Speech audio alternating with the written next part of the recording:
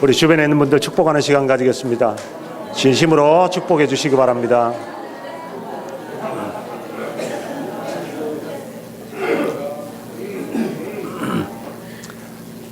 예, 감사합니다.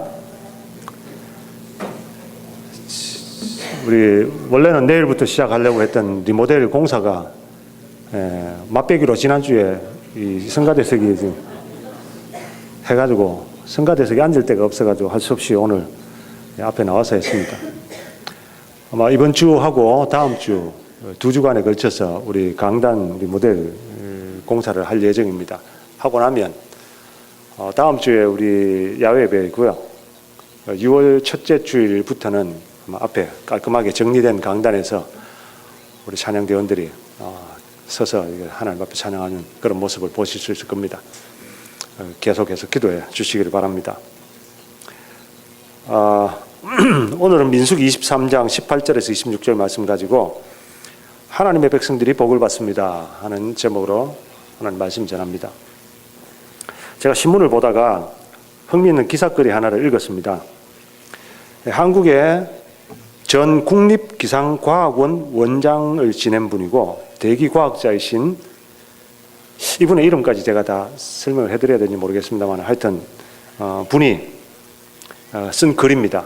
제목이 뭐냐면 인류의 생존은 우연의 산물. 인류의 생존은 우연의 산물. 흥미로운 제목이다 싶어서 제가 한번 봤어요.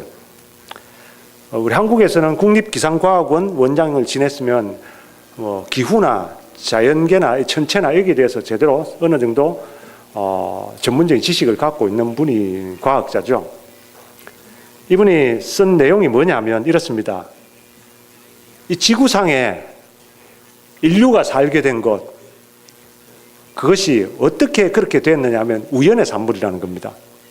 제일 처음부터 시작을 하면 이렇습니다. 여러분, 태양계가 40억 년 전에 빅뱅을 통해서 만들어졌습니다. 초신성이 폭발하면서 태양을 중심으로 수, 금, 지, 화, 목, 토, 천, 해명, 우리 학교 다닐 때 다 했죠. 수성, 금성, 지구, 화성, 목성, 토성 뭐 이런 식으로 쭉 나오잖아요. 이게 태양계입니다. 근데 이 태양계 행성 가운데서 유일하게 40억 년이 지나면서 사람이 살기에 적당하게 변화된 건 지구밖에 없습니다. 다 똑같이 폭발했는데 수성이나 금성이나 화성이나 무슨 다른 뭐 목성이나 토성이나 다른 별들은 거의 안 변했답니다. 40억 년이 지나는 동안에도 거의 안 변했대요. 그런데 지구는 유일하게 변했습니다. 어떻게 변했냐면 사람이 살기 좋은 환경으로 변했다는 거죠. 그게 이분 주장은 그게 우연히 그렇게 됐답니다. 왜 우연으로 됐냐면 처음에 행성이 폭발해서 생겼을 때는 이산화탄소로 가득 차 있습니다. 이산화탄소로 가득 차 있으면 기압이 높아집니다. 그리고 온도가 올라갑니다. 여러분, 지구온난화의 주범이 이산화탄소라는 거 아시잖아요. 이산화탄소 때문에 지구의 온도가 올라가죠. 이산화탄소가 가득 차 있으니까 이 지구는 굉장히 뜨겁고 굉장히 기압이 높은, 지금 우리 사람이 사는 1기압의 이 기압이 아닌 엄청난 기압 가운데 있는 별이었답니다. 그런데 다른 별들은 아닌데 우연히 폭발하는 과정에서 지구와 태양과의 거리가 적당하게 됐대요. 다른 별들은 다 멀게도 하고 가깝게도 하고 가는데 지구만은 유일하게 태양하고 거리가 적당하게 위치를 잡아가지고 물이 보존이 되는 겁니다. 다른 거는 물이 다 날아가 버리는데 물이 보존이 되고, 그리고 물 안에 이산화탄소가 녹아듭니다.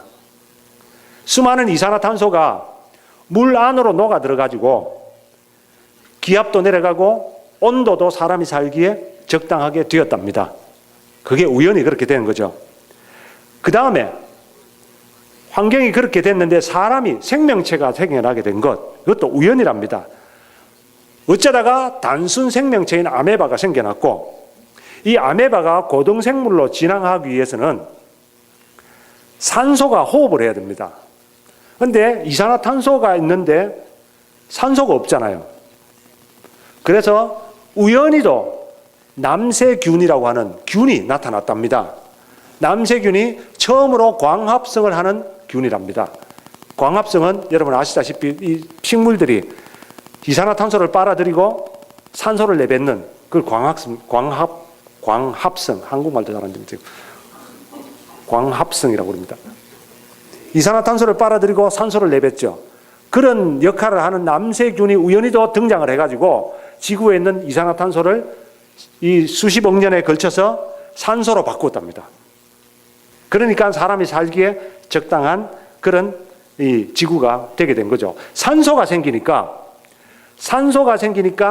물이 보존이 되고, 그리고 또 이 수증기의 현상에 의해서 오존층이 형성이 되고, 오존층이 형성이 되니까 자외선이 차단이 되고, 자외선이 차단이 되니까 인류가 살기에 적절한 기후가 형성이 됐다는 겁니다.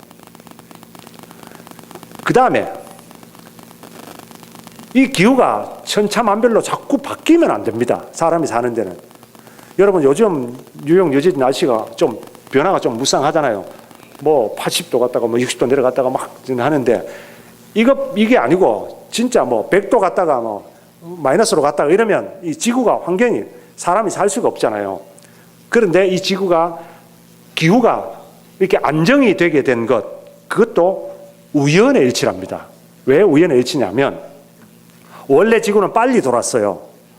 폭발해가지고 태양계로 자리를 잡는데 자전을 합니다. 빨리 돌았어요. 빨리 도는데 어쩌다가 이 달이라는 것이 그제 갖다 붙어가지고, 지구 주변에 달이라는 것이 붙어가지고 지구가 빨리 도는 것을 멈춘 거예요.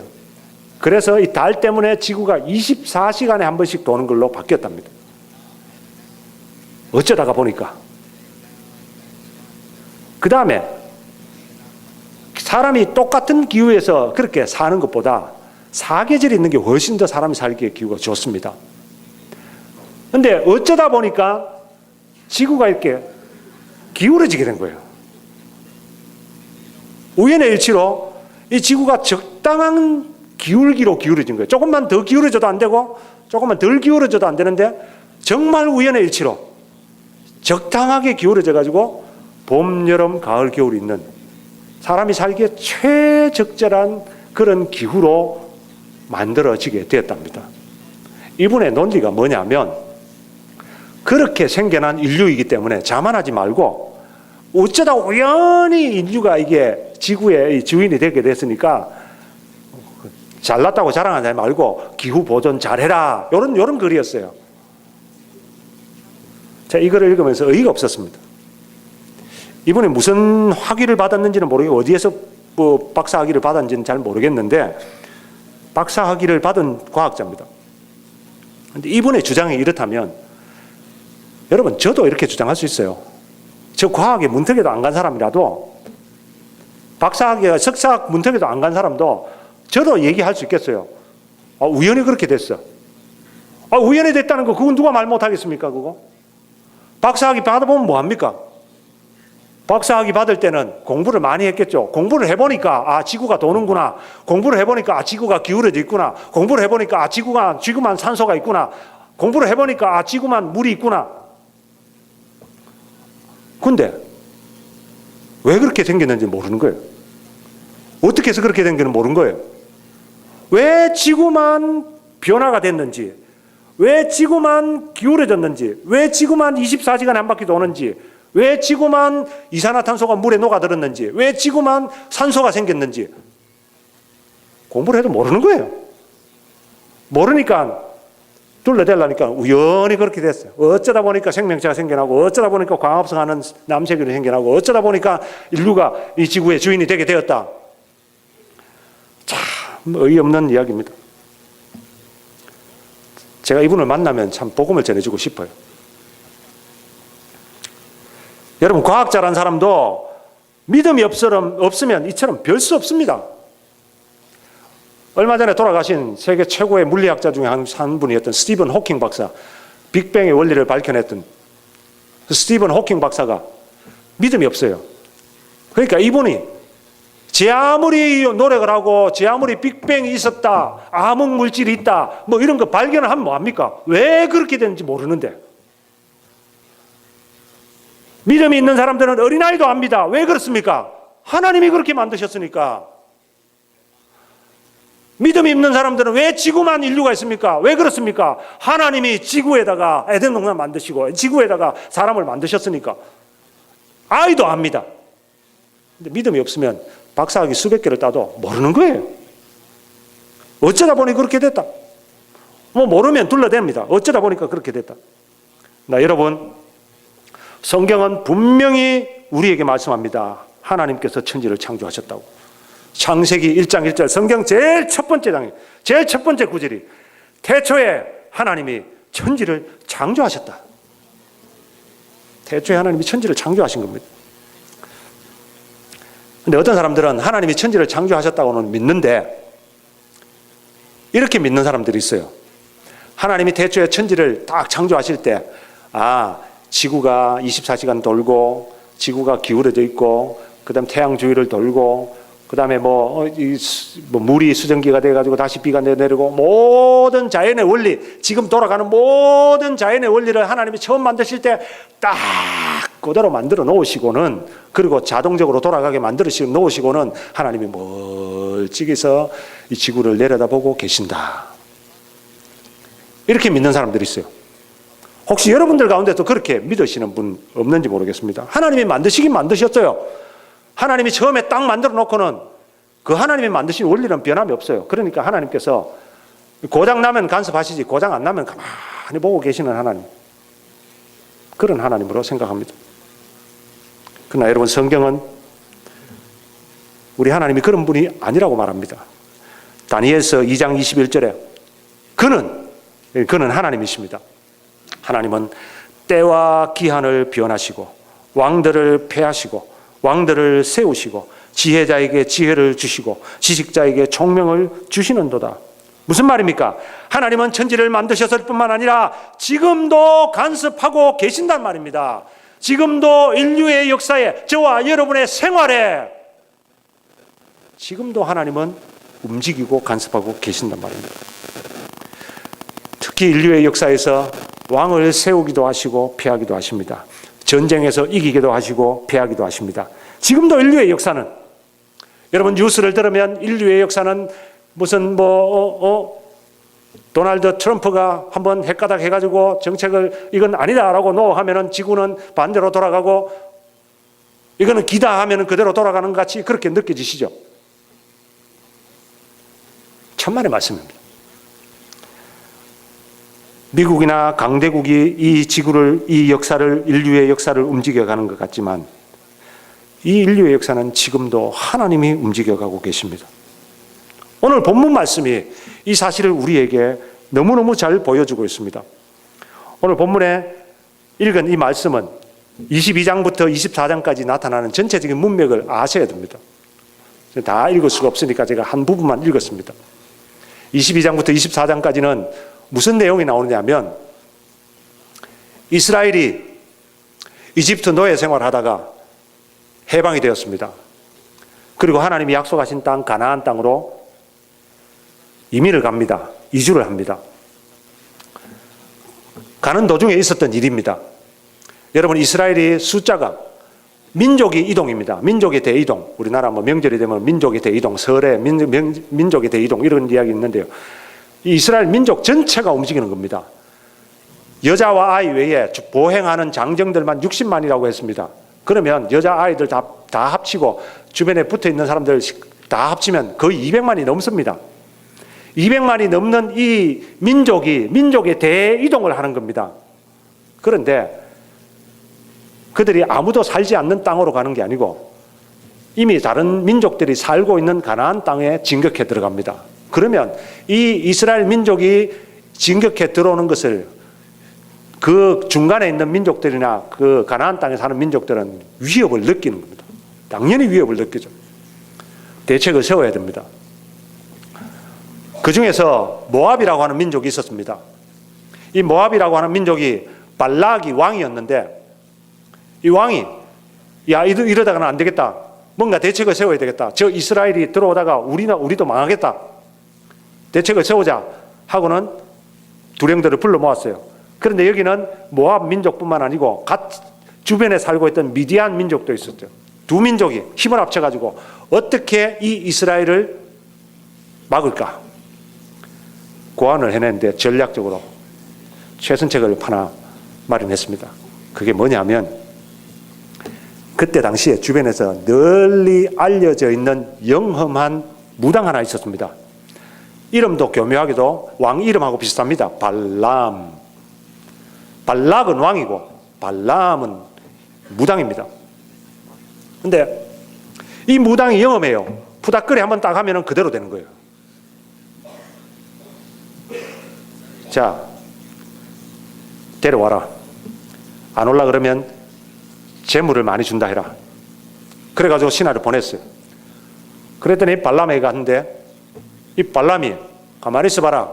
신에게 물어봐야지 하고는 신에게 물었는데 하나님이 나타나셔가지고 이 무당 발람에게 하나님이 나타나셔가지고 가지 마라. 그러니까 속으로 내심 돈 많이 준다는데 왜 안 가고 싶겠습니까? 가고 싶은데 하나님이 가지 마라니까 못 가겠다 한 거예요. 그러니까 이 왕이 그래? 돈으로 부족하나? 자리도 준다 해라. 권세도 준다 해라. 권력도 준다 해라. 뭐든 줄 테니까 오라 그래라. 그 말 들으니까 이 발람이 귀가 솔깃한 거예요. 가야 되는 것 같아요. 근데 신이 가지 말라 할 것 같으니까 일부러 물었어요. 참 오라는데 가면 안 될까요? 그러니까 하나님께서 가라. 대신에 내가 시키는 말만 해라. 그래가지고 얼씨구나 좋다고 왔어요. 와가지고는 자 제사상 차려놓고 부탁거리 합니다. 이 발락이 뭘 부탁을 했느냐 하면 저주굿을 해달라고 부탁을 했어요. 이스라엘을 저주해달라. 저주하면 이스라엘이 망하겠지. 망하지는 않더라도 우리한테는 해를 끼치지 못하겠지. 이스라엘을 저주하는 구절을 해달라. 그래가지고 이 발람이 제사를 드리고 굿을 하는데 신이 내렸어요. 그런데 입에서 나오는 말이 저주가 아니라 이스라엘을 축복하는 말이 쏟아져 나오는 거예요. 주변에 있는 사람들이 당황했어요. 이게 뭐야 이거? 그러고 나서 아니 저주하라는데 왜 축복했나 그러니까 낸들하라 신이 내려서 그렇게 얘기하는데 그래? 그럼 여기가 부정 타는 곳인가 보다. 좀 더 좋은 곳에 가보자. 장소 옮겨보자. 부정 타는 장소 말고 좀 좋은 장소에 가서 해보자 하고는 옮겼어요. 옮겨가지고 또 부닥거리 하는데 또 똑같이 저주하는 말이 아니라 축복하는 말이 나온다는 거죠. 3번을 그랬습니다. 그 중에 오늘 본문 읽은 본문이 두 번째 있었던 이야기입니다. 여러분, 발람이 해주고 싶었어요. 왜? 돈 준다, 권력 준다, 자리 준다. 왜 안 해주겠습니까? 해달라는 대로 해주고 싶었어요. 그런데 안 되는 거예요. 왜 안 됩니까? 역사는 하나님이 움직여 가시는 겁니다. 여러분, 돈이 있어도 권력이 있어도 역사 못 움직입니다. 발락 보십시오. 왕입니다. 돈 있어요. 권력 있어요. 뭐든지 주겠다. 할 수 있어요. 그런데 못합니다. 왜? 역사는 왕이 움직이는 것이 아니라 돈이 움직이는 게 아니라 권력이 움직이는 것이 아니라 하나님이 움직여 가시는 거예요. 이건 오늘도 마찬가지입니다. 내 주변에 일어나는 일들을 여러분 잘 살펴보십시오. 내가 하고 싶은 일이 있어도 모든 게 내 마음대로 안 됩니다. 내가 원하는 것과는 전혀 엉뚱한 방향으로 흘러갈 때가 있습니다. 왜 그런지 아십니까? 내가 역사를 움직이는 게 아니라 하나님이 역사를 움직여 가시기 때문에 그렇다는 겁니다. 하나님이 어떻게 역사를 움직여 가십니까? 오늘 본문에 분명하게 보여주는데 하나님은 역사를 움직여 가실 때 당신의 백성들 중심으로 움직여 가십니다. 인류의 역사는 힘 있는 왕이나 나라가 움직이는 것처럼 보입니다. 천하를 통일한 왕들이나 역사의 길이 남을 대제국을 이룬 자들이 역사를 움직이는 것 같습니다. 그러나 돌아보십시오. 역사를 한번 돌아보십시오. 그렇지 않습니다. 아무리 위대한 왕이나 아무리 위대한 제국도 하나님께서 당신의 백성들을 위해서 세우기도 하시고 패하기도 하신 겁니다. 역사의 유명한 바벨론 제국은 하나님이 이스라엘을 위하여 세우시고 이스라엘을 때문에 패하셨습니다. 역사의 유명한 아시리아 제국도 하나님이 북이스라엘을 위하여서 세우시고 그들을 위하여서 패하셨습니다. 출애굽기 1장에 너무너무 좋은 예가 나옵니다. 출애굽기 1장에는 이스라엘이 이집트에 노예 생활할 때 이야기입니다. 여러분, 히브리 민족이 이집트에 노예 생활합니다. 피라미드 건설 현장에 동원되는 고된 노역을 하는 노예입니다. 그런데 이 히브리 민족이, 노예들이 인구가 점점 증가합니다. 이집트의 왕인 파라오가 인구 조사를 해보니까 노예 민족이 점점 인구가 왕성해지고, 요즘 우리나라가 인구가 점점 감소하죠. 그러면 위기감을 느끼잖아요. 경제적으로도 우리나라가 인구가 감소하면 안 된다는데, 중국이 왜 자꾸 저렇게 세계적인 영향을 끼칩니까? 세계 어디를 가도 중국 사람들이거든요. 인구가 많으니까. 근데 이집트 백성들이 인구가 늘어나야 되는데 노예 민족인 히브리 민족이 점점 인구가 늘어나는 거예요. 뭔 생각이 듭니까? 위기감을 느낍니다. 이러다가 반란을 일으키면 우리나라는 끝장이다. 대책을 세워야 됩니다. 그래가지고 왕이 특단의 대책을 강구해서 명령을 내렸습니다. 히브리 노예들이 아기를 낳을 때 산파들이 살펴가지고 남자아이가 태어나면 그 자리에서 죽여라. 남자아기든 다 죽여라. 극단의 대책입니다. 그런데 이 대책은 그때 당시 이집트 왕 파라오가 내린 명령입니다. 세계를 지배하던 이집트 제국입니다. 당시에 이집트 왕 파라오가 명령을 내리는데 누가 거역하겠습니까? 과연 역사는 이집트 왕 파라오가 명령을 내린 대로 됐습니까? 천만의 말씀입니다. 히브리 남자아이들 다 살았습니다. 왜 살았습니까? 왕이 서슬프는 명령을 내려도 산파들이 살리면 별 수 없어요. 산파들이 안 죽이는 거예요. 왕보다도 하나님을 더 두려워했기 때문에 목숨을 함부로 죽일 수가 없다. 다 살리는 거예요. 이래도 안 되니까 이집트 왕 파라오가 어떻게 했습니까? 두 번째는 안 되겠다. 죽이라고 해도 못 죽이니까 운명에다 맡기자. 남자아이는 다 나일강에 집어 던져라. 아기들은 나일강에 집어 던져라. 지가 살든지 죽든지 운명에 맡겨라. 역사가 그렇게 흘러갔습니까? 아기들은 다 던져야죠. 나일강에 다 던져야죠. 근데요, 역사는 아이러니하게도 그 던져진 아이 가운데 하나가 이 바로의 딸이 건져가지고 자기 아들로 양자로 삼아가지고 나중에는 이 히브리 민족을 해방시키는 지도자가 되었습니다. 파라오 마음대로 됩니까? 역사 제국이 마음대로 됩니까?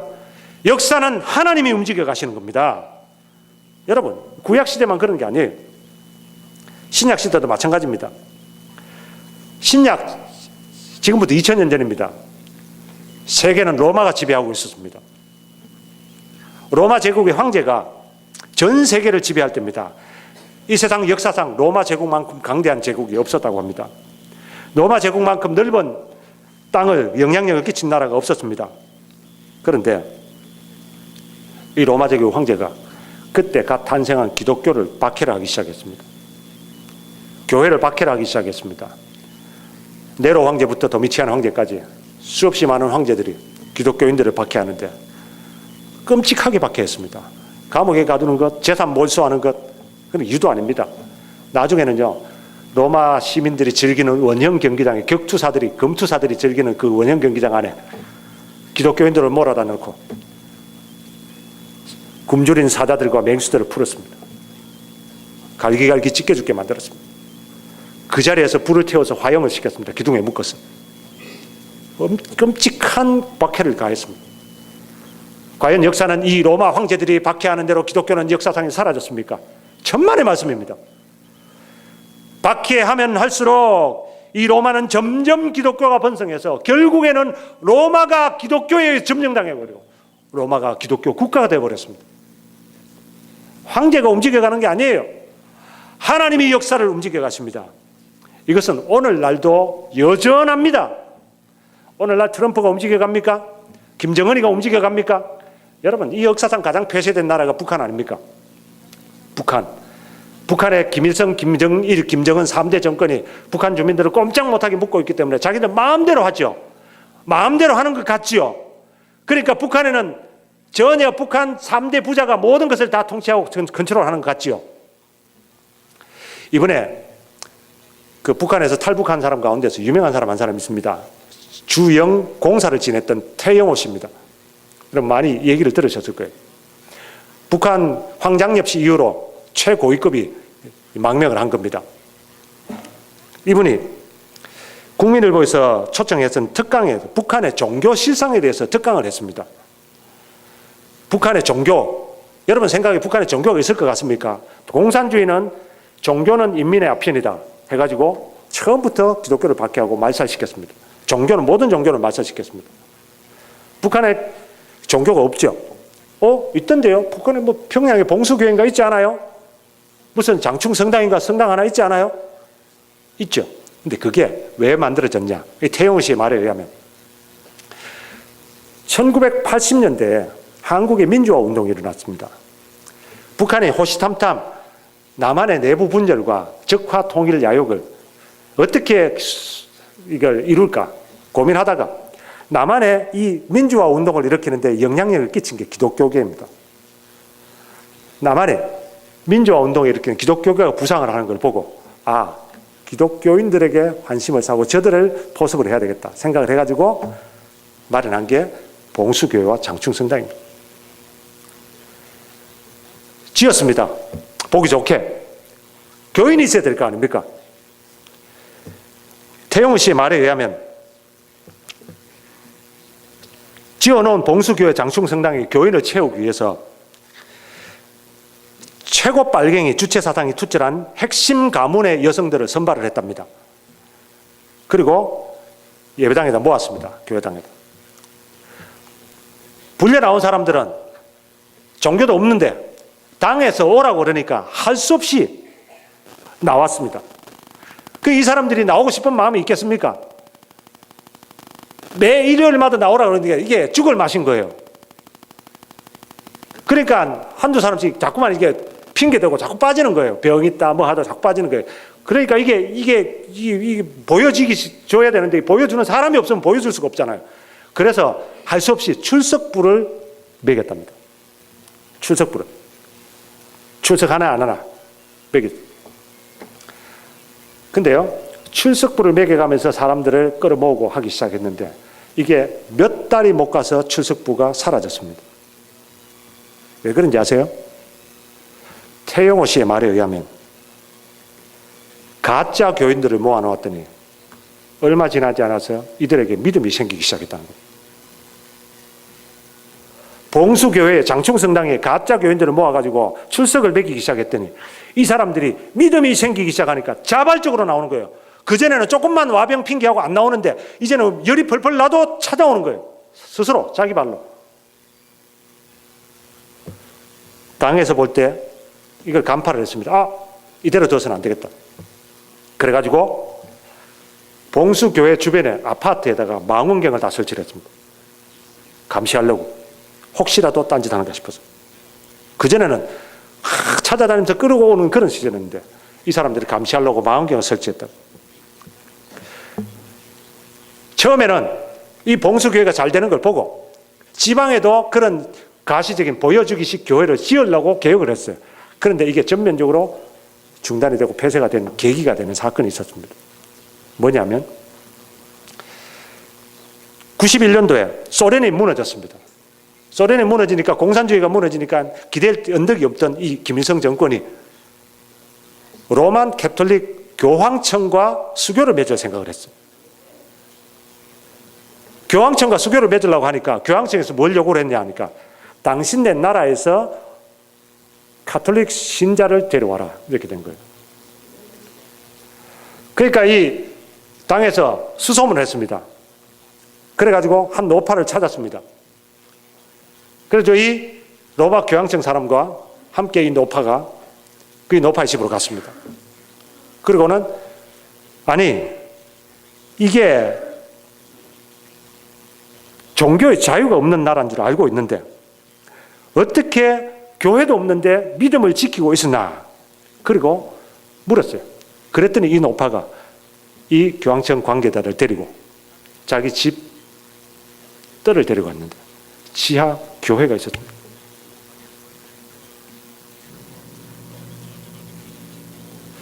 교황청에서 이 사람을 데려간다 하니까 당에서 신신당부를 했습니다. 우리나라는 종교의 자유가 있다. 그리고 뭐든지 할 수 있다고 말해라. 이 노파가 교황청에 가서 그 이야기를 시킨 대로, 뭐 안 그러면 죽으니까 시킨 대로 했습니다. 종교 자유가 있고 했다. 그리고 돌아왔어요. 돌아와가지고 이 노파가 주변에 있는 사람들에게 무슨 얘기를 하기 시작했냐면, 내가 수십 년간 혼자서 기도를 올렸더니 하나님이 어린 양을 불러주셨다. 나는 이로써 하나님이 있다는 걸 확신하게 됐다. 이 말이 쫙 퍼집니다. 당이 그 전에 각 지역마다 교회를 세울 계획을 전면 백지화시켰다.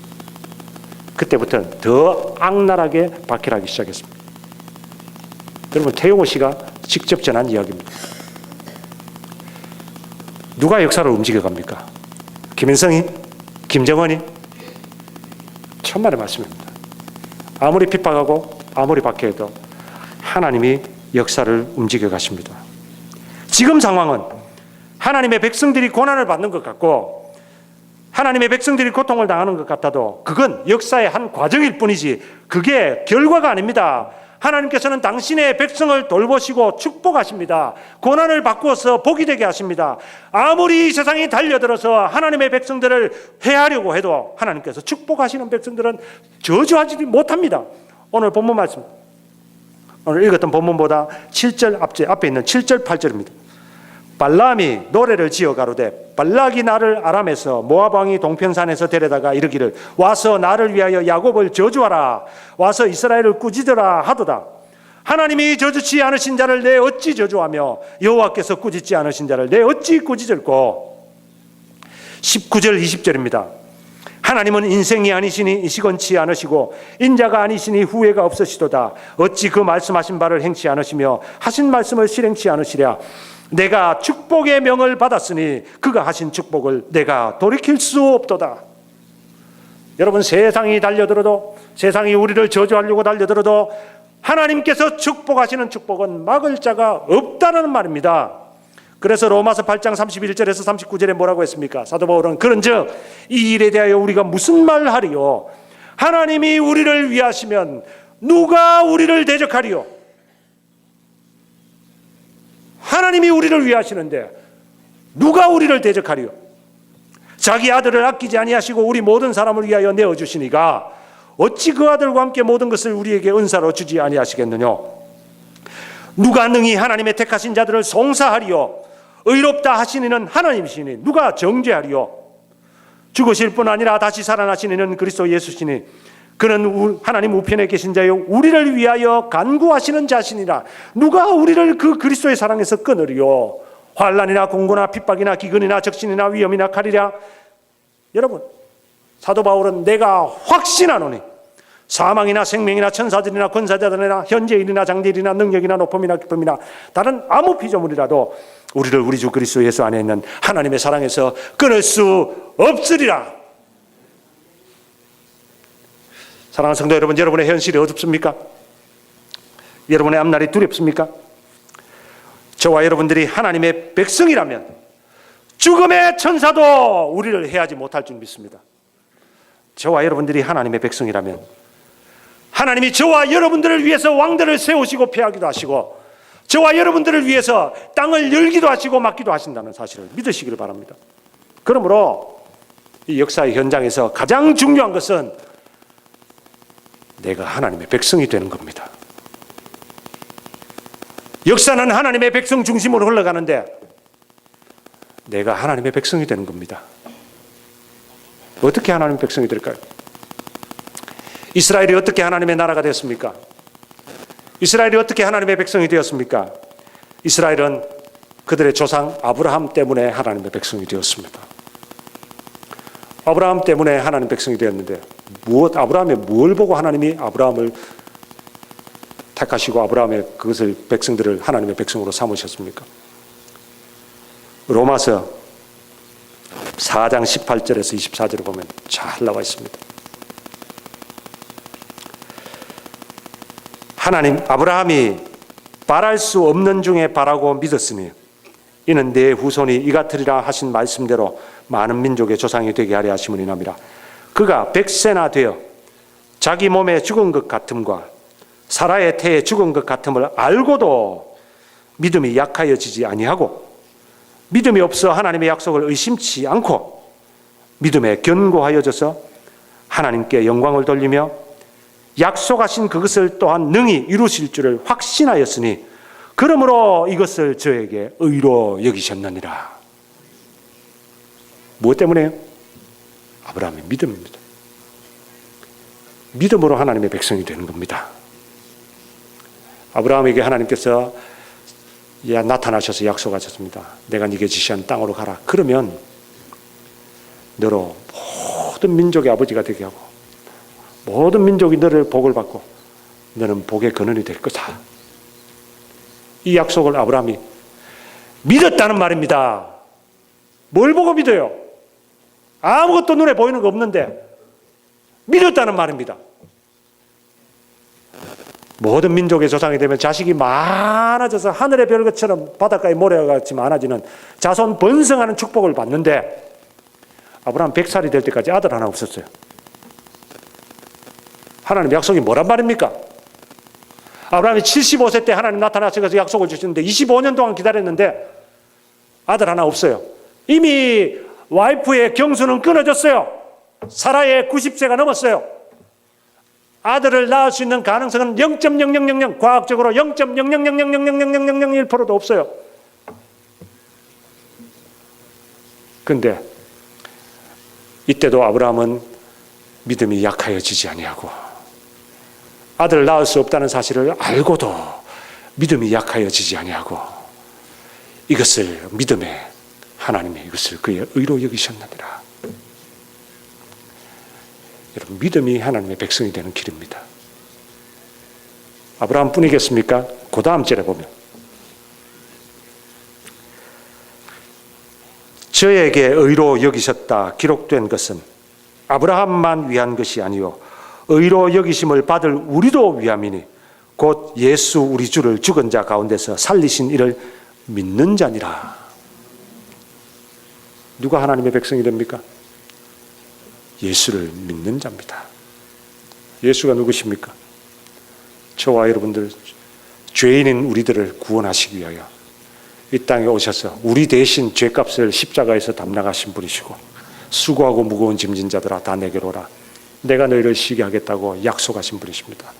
아무것도 염려하지 말고 하나님을 믿으니 또 나를 믿으라고 말씀하신 주님입니다. 그 예수님을 믿는 자가 하나님의 백성입니다. 요한복음 1장 12절에 영접하는 자 곧 그 이름을 믿는 자들에게는 하나님의 자녀가 되는 권세를 주셨으니 하나님의 백성이 아니라 하나님의 자녀가 되는 권세를 주셨으니 하나님의 자녀를 누가 헤아리요? 하나님의 자녀들을 누가 막으리요? 하나님의 자녀들을 누가 저주하리요? 하나님이 당신의 자녀들을 축복하시는데 누가 막겠습니까? 여러분, 그러므로 하나님을 믿고 하나님 약속 믿고 예수 믿는 사람들은 하나님께서 복 주십니다. 누구도 저주할 수 없습니다. 오늘 저와 여러분 모두가 이 하나님의 백성이 되시길 바랍니다. 어떻게 백성이 됩니까? 믿음으로 하나님의 자녀가 됩니다. 하나님의 말씀을 믿으십시오. 예수님의 말씀을 믿으십시오. 수고하고 무거운 짐진 자들아 다 내게로 오라. 내가 너희를 쉬게 하겠다고 약속하신 주님의 약속을 믿으십시오. 나를 위해서 십자가에 죽어주신 주님, 다 이루었다고 말씀하신 주님, 그 주님을 믿으십시오. 그러면 모든 역사는 믿음의 백성인 믿음의 자녀인 저와 여러분 중심으로 흘러갈 것입니다. 돈도 권력도 주변에 있는 모든 것들도 하나님께서 저와 여러분들 약속의 백성, 약속의 자녀들을 중심으로 세우기도 하시고 폐하기도 하시고 우리를 중심으로 흘러가게 하실 것입니다. 하나님께서 우리에게 복을 주시는데 누가 우리를 저주하겠습니까? 아무리 험한 일이 있어도 아무리 힘든 일이 있어도 하나님께서 변하셔서 영광이 되게 하시고 복이 되게 하실 것입니다. 믿음으로 하나님의 백성이 되어서 어떤 저주도 통하지 않는 복받는 하나님의 자녀 다 될 수 있기를 주의 이름으로 축원합니다. 찬송가 434장을 부르고 결단하는 기도하겠습니다.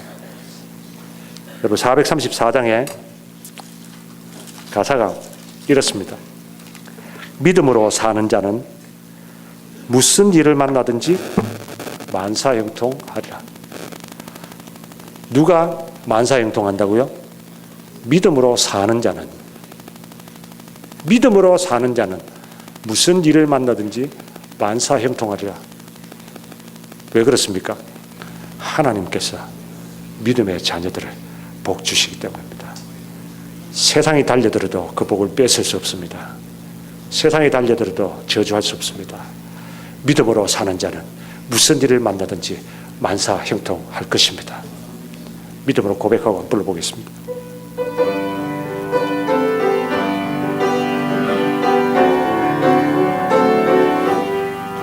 나의 갈 길 다가도록 예수 인도하시니 내 주 안에 있는 긍휼 주시니 믿음으로 사는 자는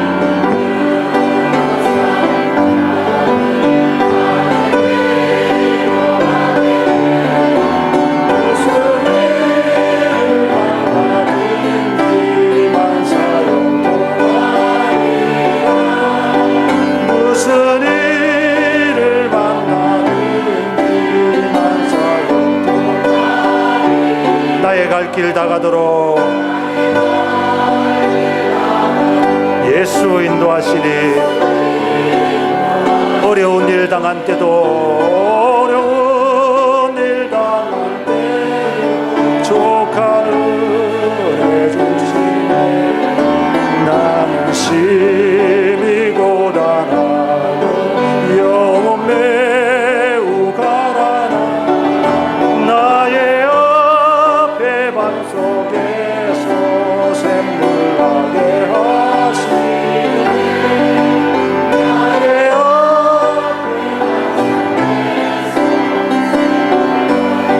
나의 갈 길 다가도록 예수 인도하시니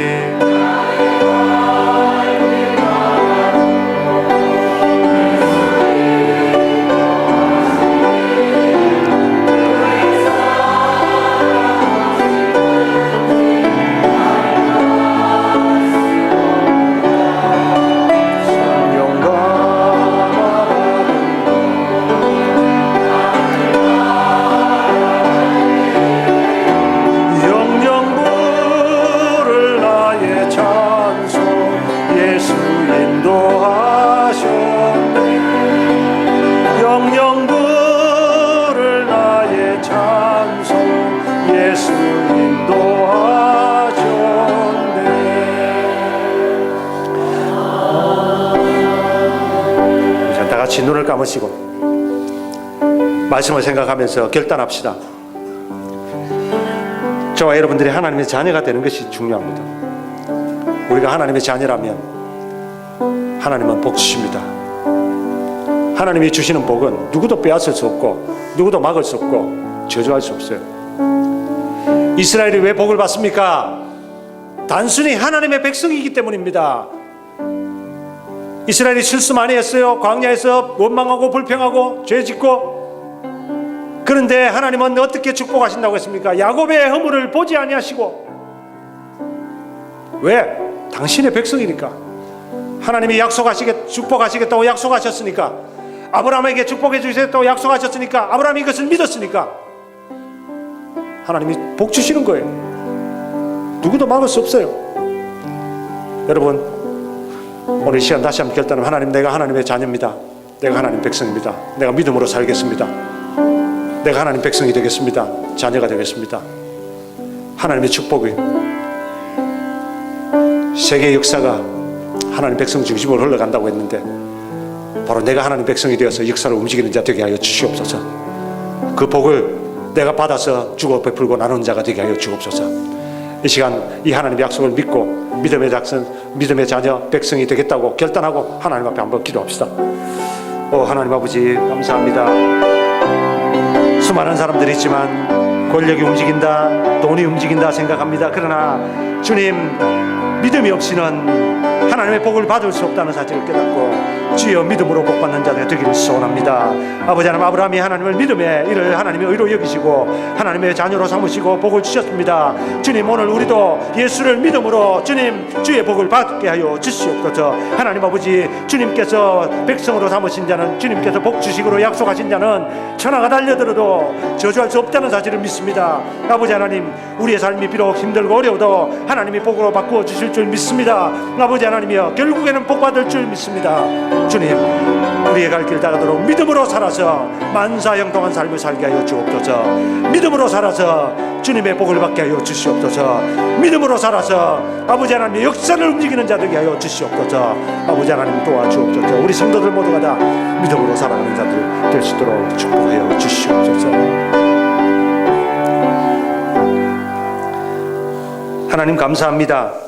우리의 눈을 열어주시고 마음을 열어주셔서 역사를 누가 움직이는지 볼 수 있게 해주셔서 감사합니다. 깨닫게 해주셔서 감사합니다. 사람들은 돈이 움직인다, 권력이 움직인다, 여러 가지 영향력이 움직인다 하지만, 그러나 주님, 역사를 움직이시는 분은 하나님이시고, 지금도 주의 백성들 중심으로 역사를 움직여 가시고, 지금도 믿는다면 아브라함처럼 눈에 보이지 않고 손에 잡히지 않아도 하나님의 약속을 믿는다면 자녀로 삼아주시고 백성으로 삼아주시고, 그것 때문에 복을 주시고 천하가 달려들어도 저주하지 못하게 막아주시고 결국에는 복을 받게 해주실 줄 믿습니다.